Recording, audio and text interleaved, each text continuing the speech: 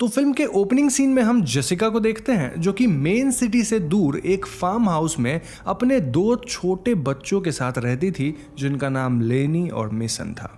Jessica अपना घर बेच रही थी क्योंकि जेसिका का काम अच्छा नहीं चल रहा था। साथ ही वो अपने पुराने ड्रग एडिक्शन प्रॉब्लम से जूझ रही थी। जेसिका एप्पल बटर बनाया करती थी और सीजन से पहले ही उसके कलेक्टेड एप्पल्स खराब हो गए थे, जिस वजह से उसे और लॉस का सामना करना पड़ा था। जेसिका फाइनेंशियली अनस्टेबल हो रही थी और उसे अपने बच्चों का अकेले ही ध्यान रखना पड़ रहा था क्योंकि जेसिका का एक्स हस्बैंड रॉब एक ड्रग एडिक्ट था जो कि घर से बाहर ही रहा करता था और उसकी संगत भी बुरे लोगों के साथ थी। खैर, जेसिका अपना सामान वगैरह पैक कर रही थी और यहाँ हमें पता चलता है कि घर की कंडीशन भी कुछ ठीक नहीं बची थी। फ्लोर पर पानी लीक हो रहा था, विंडोज और डोर्स वगैरह भी जाम हो जाते थे और स्पेशली स्टोर रूम की बात की जाए तो वहां का डोर बार बार अपने आप ही बाहर से लॉक हो जाता था। तो ऐसे ही एक बार जेसिका स्टोर रूम से कुछ सामान लेने जाती है जब स्टोर रूम का डोर अपने आप ही लॉक हो जाता है। ऐसे में जेसिका बहुत घबरा जाती है क्योंकि इस डोर को खोल पाना उसके लिए मुश्किल था। साथ ही उसके बच्चे घर में अकेले थे।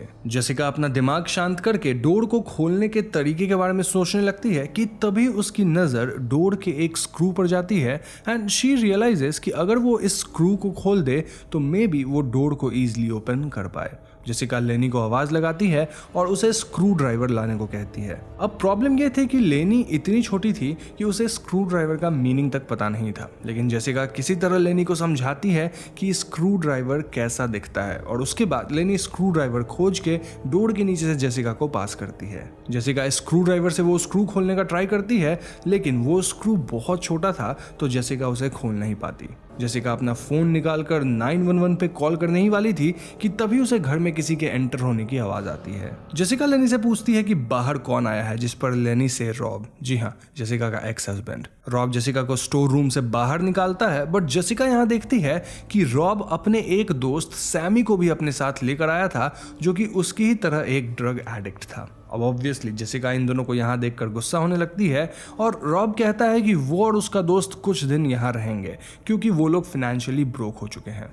जेसिका रॉब को समझाती है कि उसे ड्रग्स छोड़ देनी चाहिए और उससे कहती है कि वो सैमी को लेकर यहाँ से चला जाए क्योंकि ये सब उनके बच्चों के लिए ठीक नहीं है। सैमी इन दोनों की बातें सुन लेता है और जेसिका से लड़ने लगता है। ऐसे में रॉब भी सैमी की ही साइड लेता है, जिसके बाद सैमी रॉब से जेसिका को वापस स्टोर रूम में ही बंद कर देने के लिए कहता है। रॉब जेसिका को खींचते हुए स्टोर रूम में डाल देता है और डोर को लॉक करने के बाद उस पर और भी वुडन लैच वगैरह ड्रिल कर देता है।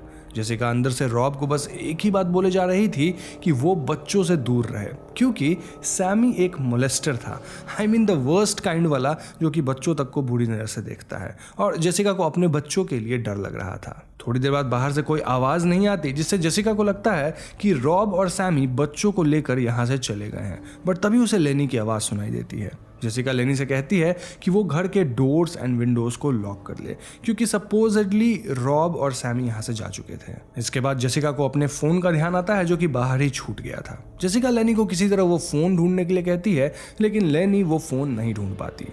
जेसिका के लिए चीजें और भी डिफिकल्ट तब हो जाती है जब मेसन उठ जाता है जो कि भूख लगने की वजह से रोने लग गया था। जेसिका अपना दिमाग शांत करती है और स्टोर रूम में सामान देखने लगती है जहां उसे अपनी बनाई एप्पल जैम्स रखी हुई मिलती है। जेसिका खुद भी यही जैम खाती है और डोर के नीचे से लेनी और मेसन को भी यही जैम पास करती है।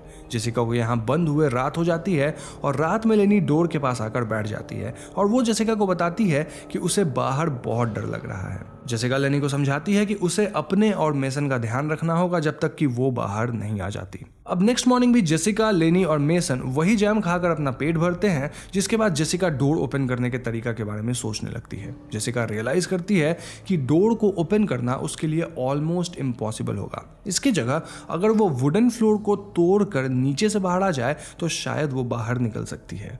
जेसिका लेनी से बाहर से एक आयरन रॉड खोजने के लिए कहती है जो कि लेनी को नहीं मिल पाता, लेकिन लेनी जेसिका को स्क्रू ड्राइवर खोज के देती है और जेसिका इसी की मदद से फ्लोर को डिग करना शुरू करती है। जेसिका फ्लोर तोड़ते तोड़ते काफी थक जाती है और इतने में ही उसे पता चलता है कि लेनी ने मेसन को गिरा दिया है। जेसिका लेनी को समझाती है कि मेसन को कैसे होल्ड करना है और इसके बाद वो और तेजी से फ्लोर को तोड़ने में लग जाती है। कुछ देर बाद लेनी जेसिका को बताती है कि घर के बाहर कोई आया है और ये सुनकर जेसिका बहुत डर जाती है। वो लेनी को मेसन के साथ बेडरूम में छुप जाने के लिए कहती है और लेनी मेसन को लेकर ऊपर बेडरूम में चली जाती है। यहाँ मेन डोर से सैमी घर के अंदर एंटर करता है, जो कि स्टोर रूम के बाहर आकर जेसिका से पूछता है कि बच्चे कहाँ हैं। जेसिका सैमी की आवाज़ सुनकर डर जाती है क्योंकि वो नहीं चाहती थी कि सैमी उसके बच्चों के पास भी जाए। इतने में सैमी को बेडरूम से लेनी की आवाज़ आती है और वो ऊपर जाने लगता है। जेसिका सैमी को बताती है कि रॉब ने उसे यहाँ लॉक करने के बाद उसे एक ड्रग का पैकेट दिया था और अगर वो उसके बच्चों को छोड़ देगा तो वो उससे वो ड्रग्स का पैकेट दे देगी। अब क्योंकि सैमी बहुत बड़ा ड्रग एडिक्ट था तो वो स्टेयर्स से वापस स्टोर रूम के बाहर आ जाता है। जेसिका सैमी से कहती है कि वो बहुत वीक हो चुकी है और इसीलिए वो डोर के पास नहीं आ सकती।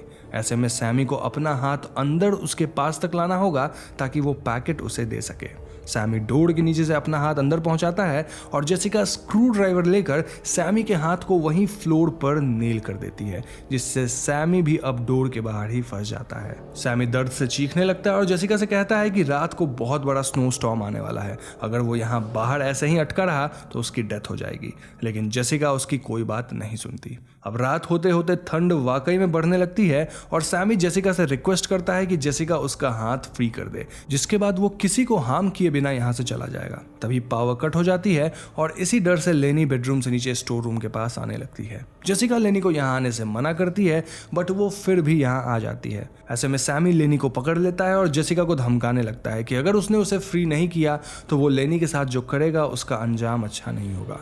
जेसिका बहुत डर जाती है और इसी में वो यहाँ रखे एक लाइटर से सैमी का हाथ जला देती है, जिससे लेनी तो फ्री हो जाती है बट स्टोर रूम के अंदर भी आग फैलने लगती है। जेसिका को आग बुझानी पड़ती है और इसी तरह सुबह हो जाती है। अब जेसिका हार मान चुकी थी और उसके पास अब खाने पीने के लिए भी कुछ नहीं था और हार मानकर जेसिका उस ड्रग को कंज्यूम कर लेती है जो कि रॉब यहाँ छोड़कर गया था। जेसिका को यहाँ पर ही बाइबल में कुछ नोट्स दिखाई देते हैं और इसी बाइबल के कुछ और पेजेस आगे जेसिका को अपनी बचपन की एक फोटो भी दिखाई देती है। बाइबल में कुछ पैसे थे और ये पैसे जेसिका के डैड रखा करते थे ताकि कभी जरूरत पड़ने पर जेसिका इन पैसों का यूज कर सके।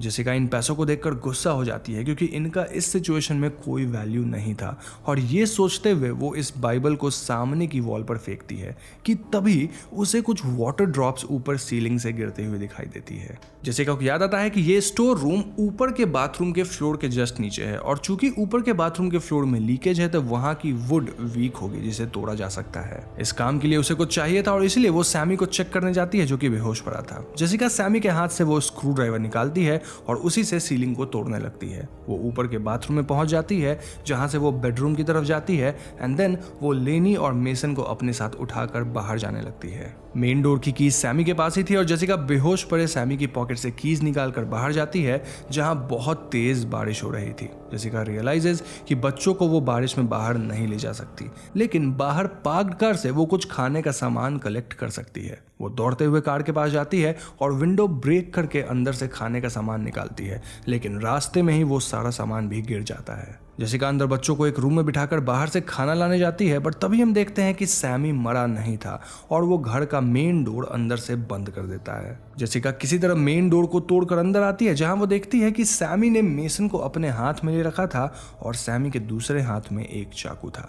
सैमी को बस जेसिका से बदला लेना था इसलिए वो मेसन को मारने जा रहा था, लेकिन तभी रॉब यहाँ जाता है जो कि गन पॉइंट पर सैमी को मेसन को छोड़ देने के लिए कहता है। सैमी मेसन को छोड़ देता है बट रॉब को लगता है कि सैमी ने उसके बच्चों के साथ कुछ बुरा किया है और इसीलिए वो सैमी को वहीं शूट कर देता है। जेसिका रॉब से कहती है कि वो अपने बच्चों को डॉक्टर के पास ले जाना चाहती है बट रॉब खुद भी एक साइकोपाथ ही था और वो जेसिका को कहीं भी जाने से मना कर देता है और उसे ड्रग्स देने लगता है। ऐसे में जेसिका रॉब के सामने एक लविंग वाइफ बनने का नाटक करने लगती है और उसे पहले कुछ खा लेने के लिए कहती है। जेसिका खाने में नींद की दवाई मिलाकर लाती है और रॉब इस खाने को खाने के बाद जेसिका को जबरदस्ती ड्रग्स देने लगता है। जेसिका ऊपर के रूम में भाग जाती है जहां रॉब भी उसके पीछे पीछे आता है, लेकिन तभी नींद की दवा काम करने लगती है और इस मौके का फायदा उठाकर जेसिका रॉब को विंडो से नीचे पुश कर देती है, जिससे कि रॉब की वहीं मौत हो जाती है। अब यहाँ से सीन शिफ्ट होकर कुछ समय आगे का दिखाता है, जहां हम जेसिका को स्टेबल रूप में देखते हैं और वो अपने काम पर फोकस कर पा रही थी। जेसिका अपने एप्पल जैम बिजनेस को वापस स्टेबल कर पाई थी और अब वो काफी अच्छे सिचुएशन में थी। उसके हाथ पर आज भी उस दिन के जख्म विजिबल थे एंड दिस रिमाइंडेड हर कि वो अपने बच्चों को बचाने के लिए किस तरह स्ट्रांगली लड़ी थी और अब वो किसी भी प्रॉब्लम का सामना स्ट्रांगली कर सकती है। इसी के साथ मूवी खत्म हो जाती है। तो दोस्तों, ये थी फिल्म की कहानी and this story was quite straight forward. Jessica जो कि अपने लाइफ में स्ट्रगल कर रही थी, वो अपने लाइफ को सुधारना चाहती थी, लेकिन उसके लिए उसे सिर्फ खुद से ही मेंटली लड़ना नहीं पड़ा, बल्कि सैमी और अपने हस्बैंड रॉब से भी लड़ना पड़ा। एट द एंड वो एक स्ट्रॉन्ग वुमन की तरह अपने प्रॉब्लम्स को फेस की and things worked out for her.